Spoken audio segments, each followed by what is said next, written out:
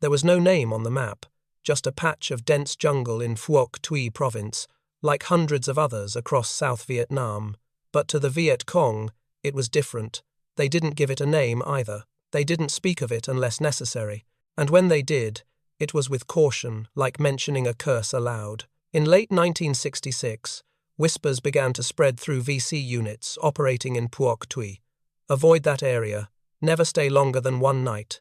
If they're there, you'll never see them. This wasn't a superstition born from ghosts or jungle spirits. It was something worse. It was born from encounters brief, brutal, and utterly one-sided with an enemy they couldn't see. 5-man teams. No markings, no sound, no warning. They left no tracks, fired no warning shots, and disappeared before anyone knew what had happened. To the Viet Cong, it was like fighting shadows. But these shadows had names, Australians, specifically the Special Air Service Regiment, the SASR. The Americans had their own reputations, helicopters, fire bases, and full-scale assaults, but these Australians operated differently. They didn't land with fanfare or announce their presence with gunfire. They melted into the terrain. They watched from 20 meters away, unmoving, for hours or days, and when they struck, it was silent, coordinated, and devastating. Phuoc Tuy was their hunting ground, and the Viet Cong learned slowly and at great cost that this patch of jungle had become something far worse than a battlefield. It was a trap, a place where footsteps echoed too loud, where even whispers carried death, and where the trees themselves seemed to hold their breath. The fear wasn't abstract. It had a pattern. VC patrols sent into the area vanished without radioing back. Units lost contact with their scouts, only to find blood trails or the sudden crack of claymores hours later. Ammunition caches were discovered, destroyed, camps abandoned in haste, their guards never seen again. Each incident left the survivors shaken not because they lost, but because they never knew what hit them. Veterans of the SAS would later say they weren't trying to terrify the enemy, but they understood exactly what they were doing. If you could make your enemy fear movement, fear the trail, fear sleeping, you'd already won half the battle.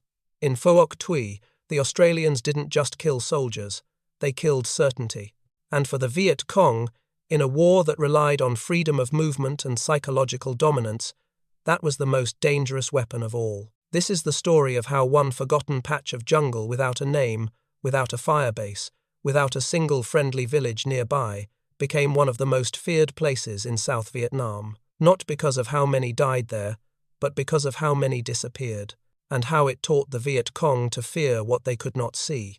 Phuoc Tuy province, in theory, was like any other contested region in South Vietnam. Thick jungle, scattered villages, and an invisible enemy that moved at will. But by mid-1967, one section of that province had changed, not through bombardment, not through permanent occupation, but through the quiet presence of men who treated the jungle like a weapon. The transformation began with Australian doctrine. The Special Air Service Regiment didn't come to Vietnam to fight conventionally. They came with a plan: use intelligence, patience, and superior jungle craft to dismantle the enemy's ability to operate. They didn't chase Viet Cong fighters.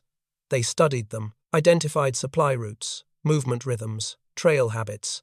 They mapped the enemy's behavior like a biologist observing animal migration. Then, when the moment was perfect, they struck not to destroy, but to destabilize. Their patrols followed VC units for days, always at the edge of detection but never caught. They never fought unless the ambush was certain. Sometimes they gathered intelligence and left without firing a shot. Other times, they used claymores at dawn, striking just as the enemy relaxed. It was never random. It was psychological warfare in slow motion. What made it more effective was how precise and consistent the Australians were. The Viet Cong began to see patterns, but not the kind they could counter. They'd lose a scout one morning. A supply mule would vanish the next. A cache would be destroyed, with no signs of infiltration. Sometimes, a patrol would move through a sector, only to hear the unmistakable click of a safety catch behind them, then nothing. It wasn't just the Australians' skills. It was their restraint. The VC couldn't understand why they weren't being attacked more often. What they didn't realize was that many SAS patrols simply observed, catalogued, and waited for something bigger. The battalion, the headquarters, the supply node. One captured VC courier, interrogated in 1968, described the area around Nui Dat as haunted. He claimed his company avoided certain trails because in the trees there are ghosts. When asked if he meant snipers, he replied, "No, ghosts. You don't hear them. You don't see them. But someone always dies." That reputation wasn't built overnight. It was the result of months of deliberate action, near total silence, and a doctrine that prized precision over presence. While American units measured success in body counts, the Australians measured it in disruption, in forcing the enemy to move, camps, burn supplies, distrust their own trails. By late 1967, certain zones in Phuoc Tuy were unofficially marked on VC maps as avoid during daylight or move quickly. It didn't mean the Australians were always there. It meant the Viet Cong thought they might be, and that uncertainty, the fear of the unseen, turned a stretch of jungle into a psychological minefield. The SAS didn't just patrol the jungle. They made the jungle do the work for them. The Australians didn't hunt like soldiers. They hunted like predators. By 1967, their tactics in Phuoc Tuy province had evolved into something almost surgical. After tracking an enemy unit to its staging point, SAS patrols would mark the terrain, identify approach and withdrawal routes, and disappear only to return days later, often in the pre-dawn darkness, to set up an ambush so precise it bordered on ritual. There was no shouting, no warning, just the sudden roar of claymore mines ripping through silence, followed by a short burst of disciplined rifle fire and then nothing, no follow-up sweep, no search for survivors. The Australians didn't want prisoners. They didn't want attention. They wanted confusion. Survivors, if there were any, would retreat in chaos, unable to explain how the attack happened or who had fired. In most cases, no one survived to tell the story. One of the most infamous ambushes occurred near the Hat Dik area. A 5-man SAS team tracked a VC supply unit for 2 days. Once the VC began using a narrow trail regularly, the Australians set their trap. 8 claymore mines were buried in a staggered arc across a bend in the trail. At 0500 hours, just as the enemy column entered the kill zone, the patrol commander triggered the blast. In less than 30 seconds, over 20 VC lay dead. The SAS patrol was gone by the time the first enemy reinforcements arrived. There were no shell casings, no footprints, no radio signals, just craters in the dirt and bodies in the mud. These weren't just ambushes. They were ghost attacks, designed not only to destroy, but to disorient and demoralize. Some VC units began assigning extra guards to trail intersections. Others started moving exclusively at night, even if it meant stumbling through terrain blind. But it didn't matter. The Australians had trained for that too. They moved at night like fog, silent, patient, and impossible to follow. During one operation, a patrol reportedly remained within 50 meters of an enemy unit for 36 hours, never seen, never heard. And it wasn't just the jungle that helped. The SAS had trained themselves to become invisible. Their uniforms were dull, gear was stripped of all reflective surfaces, buckles taped, weapons modified for silence. Even their breath was measured. They didn't cook, didn't speak, and learned to recognize when birds went silent a sign someone else was moving. The Viet Cong couldn't fight what they couldn't see, and after enough ambushes with no survivors, no sound, no warning, fear began to take root. One captured enemy sapper admitted during interrogation, "We thought we were the hunters, but in that area, it was like being watched all the time. We didn't dare sleep too deeply. That was the point." The Australians didn't just want to kill. They wanted the Viet Cong to feel hunted. Always. And in Phuoc Tuy, they did. To understand why Phuoc Tuy province became a place of whispered fear for the Viet Cong, you have to understand how the Australian SAS operated. Not just what they did, but how they became something more than soldiers. In the rubber plantations of Long Phuoc and the dense jungle near Hat Ditch, they were ghosts. A standard SAS patrol was 5 men, no more. A tight, disciplined team. A patrol commander, a signaller, a medic, and 2 scouts. Each man carried 7 days of rations, a personal weapon, often a suppressed L1A1 or bitch rifle, and the weight of knowing no one was coming to save them. There was no QRF, no artillery support. If the patrol was compromised, the only way out was through silence, concealment, or a fight they knew they would likely not survive. So they didn't get compromised. Their jungle fieldcraft was borderline inhuman.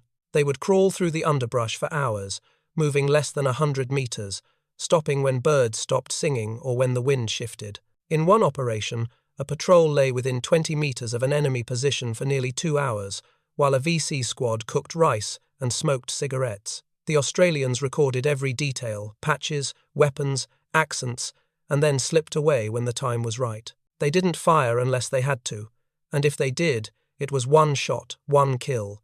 Spraying bullets was for amateurs. The jungle echoed everything. A missed shot wasn't just wasted, it was a warning. Each man carried his gear wrapped in cloth to muffle noise. Buckles were taped. Rations were odorless.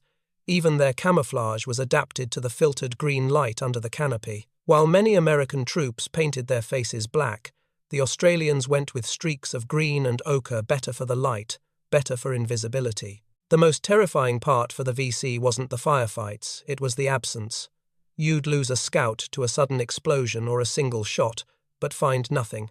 No trail, no shell casing, no footprints, no sign of who did it or where they went. A week later, another man would vanish. Another patrol wiped out, and still no enemy seen. The Viet Cong began leaving warning notes for each other. Avoid the tall grass near the trail junction. Phantom zone. Entire sectors of Phuoc Tuy province were marked on enemy maps as high risk, not because they held Australian bases, but because they didn't. Because something was there, and wasn't. This wasn't psychological warfare by accident, it was doctrine. The SAS had learned in Borneo that the jungle could be weaponized, not just endured, so they became shadows. Stillness was their shield, patience their most dangerous weapon. American commanders, who initially dismissed the Australian tactics as overly cautious, began requesting cross-training with SAS patrols by late 1967, because, while the US was fighting a war of firepower, the Australians had found something older, colder, and in the shadows of Phuoc Tuy, infinitely more terrifying. They weren't fighting for ground, they were fighting for control of fear, and they had it. By mid-1967, the SAS had moved beyond reconnaissance. They weren't just eyes and ears anymore, they were the silent blade. After months of observing enemy movement and patterns in Phuoc Tuy, the Australians began to implement something far more surgical.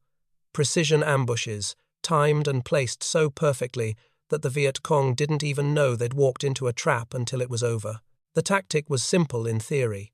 Lurk near enemy supply routes, wait for predictable movement, lay mines, wait, watch, strike. In practice, it was terrifying. A standard SAS ambush involved the careful placement of multiple claymore mines, each packed with 700 steel ball bearings, arranged in an arc along a trail. The enemy used again and again. Every wire, every trip, every angle was double-checked. Once set, the patrol would lie in wait sometimes for 24 hours, sometimes for days, watching, unmoving, barely blinking. They didn't bring extra ammunition. They didn't plan to stay and fight. They planned to kill in under 30 seconds and vanish before the echo faded. Sergeant Jim Ridley recalled one such ambush near the Long Green in late 1967. The patrol had tracked a VC resupply unit for 2 days. At 0400, the first figures appeared through the trees, moving in twos, relaxed, unaware. The claymores were detonated in unison, erupting like controlled thunder. In under 10 seconds, 11 enemy soldiers were dead. The patrol fired less than a dozen rifle rounds to finish the job, and then silence again.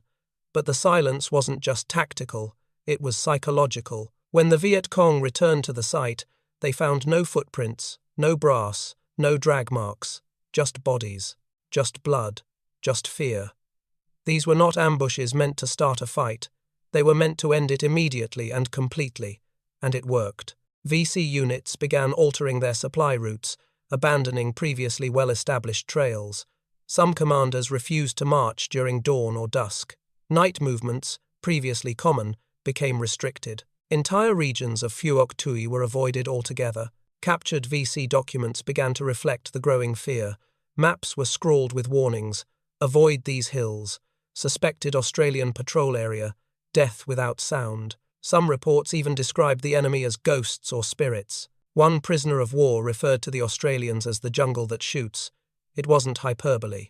The Australians had learned the most dangerous thing in a war like this wasn't just firepower, it was unpredictable lethality. The idea that you could be watched for days without knowing it, that your final breath might come before your mind even registered danger. The SAS weren't hunting people in Phuoc Tuy, they were hunting patterns, movement, laziness, predictability. And when they found those patterns, they struck like a scalpel, not a hammer. This doctrine, observe, wait, strike, disappear, was adopted and refined with each mission. American units began requesting guidance from SAS teams. Green Berets, LRRPs, and SEALs alike wanted to understand how 5 men could shut down an entire section of jungle. The answer was simple: you don't fight like an army, you fight like a phantom. What truly turned Phuoc Tuy into a no-go zone for the Viet Cong wasn't just ambushes or tracking skill, it was intelligence.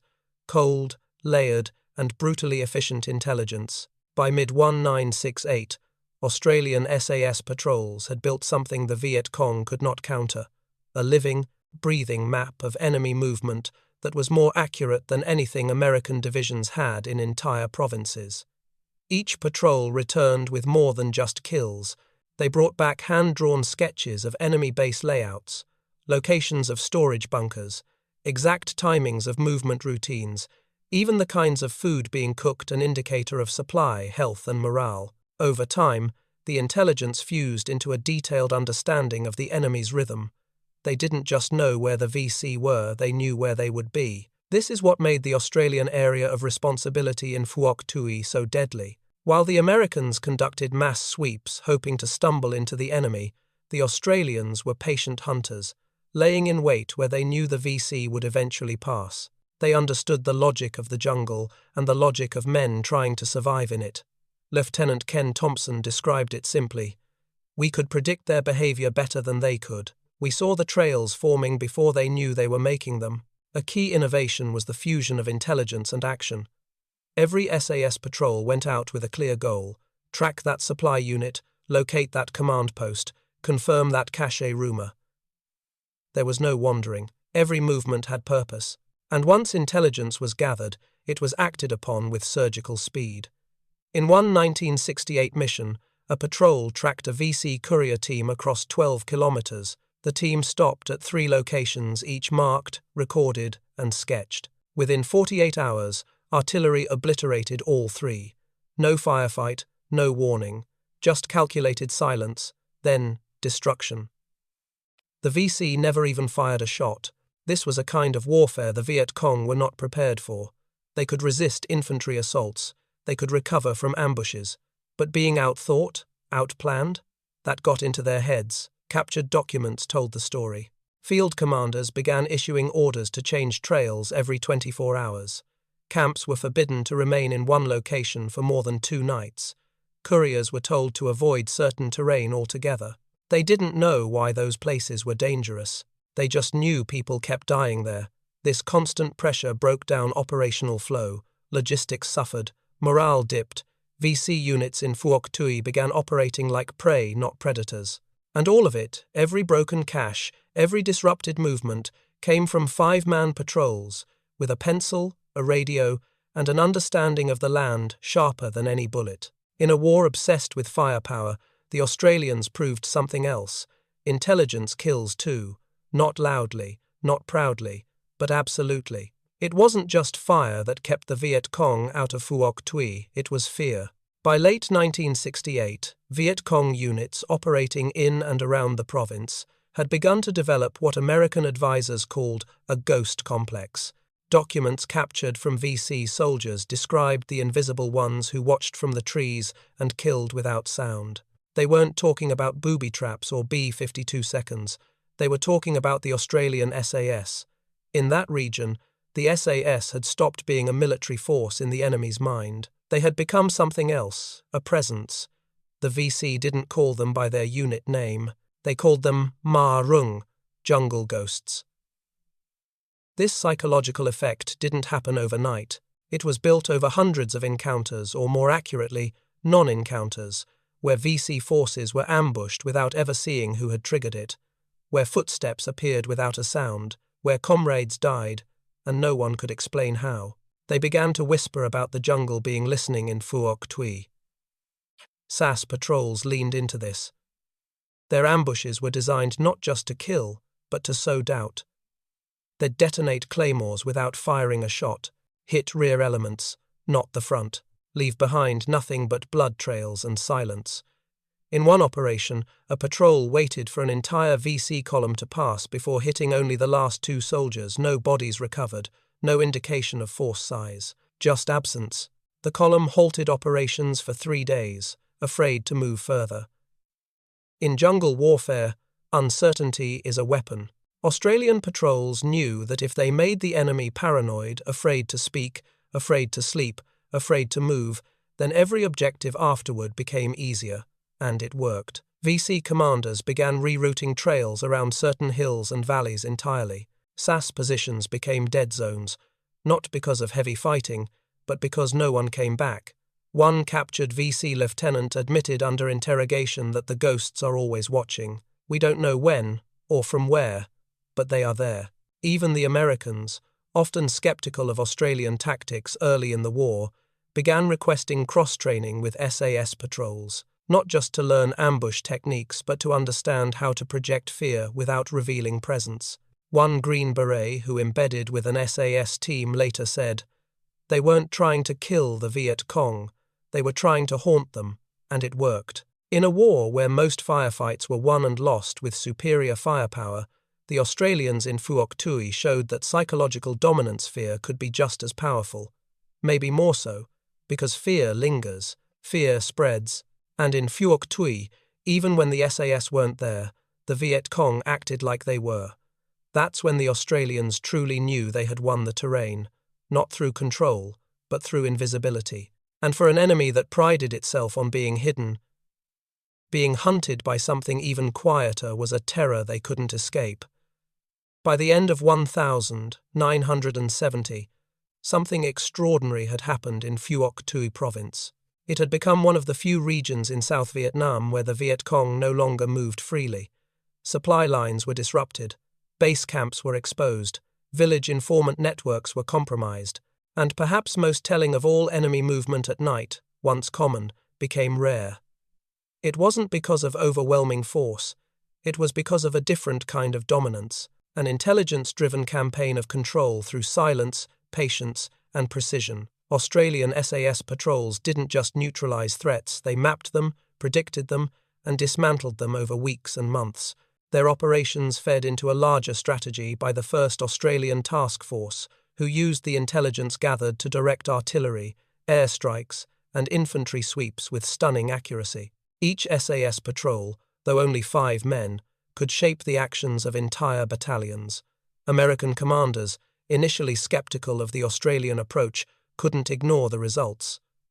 Where U forces had launched battalion-size search and destroy operations with limited success, the Australians were eliminating entire VC cells without ever being seen. But while Phuoc Tuy was becoming more secure, the rest of Vietnam was unraveling. The Tet Offensive of 1968 had already exposed the fragility of U.S. and South Vietnamese control. Corruption, poor coordination, and a focus on body counts, rather than strategic goals, undermined broader efforts. And while the Australians proved that patience and small unit dominance could work in counterinsurgency, their footprint was too small. With only 4,500 troops in country and fewer than 200 SAS operators, they couldn't replicate Phuoc Tuy's model on a national scale. Colonel David Thompson, reflecting years later, said it plainly: "We won our corner of the war, but it wasn't enough. Not because we failed, but because too few fought the same way." Still, the lessons didn't die in the jungle. The tactics honed by the SAS in Phuoc Tuy would echo into future conflicts. British Special Forces studied them. American Green Berets and SEALs adopted their philosophies of long-duration reconnaissance and deep infiltration. Later, in places like East Timor, Afghanistan, and Iraq, Australian special operators would use the same principles adapted, refined, modernized, often to great success. But the ghosts of Phuoc Tuy never left. The legacy wasn't in medals or kill counts. It was in what the enemy whispered, in the way they changed routes, delayed missions, or abandoned camps they once thought were safe. Because in that one province, the Viet Cong lost something they rarely surrendered: the initiative. They stopped dictating movement. They started reacting. And once the enemy reacts, they lose. Even after the Australians withdrew in 1972, veterans would say the jungle still remembered. Not the noise, not the explosions, but the silence, the watching eyes. Phuoc Tuy wasn't one with firepower. It was one with presence, or rather, the terrifying suspicion of it. And that legacy? It still moves quietly through the doctrine of every special force that walks in the footsteps of the ghosts.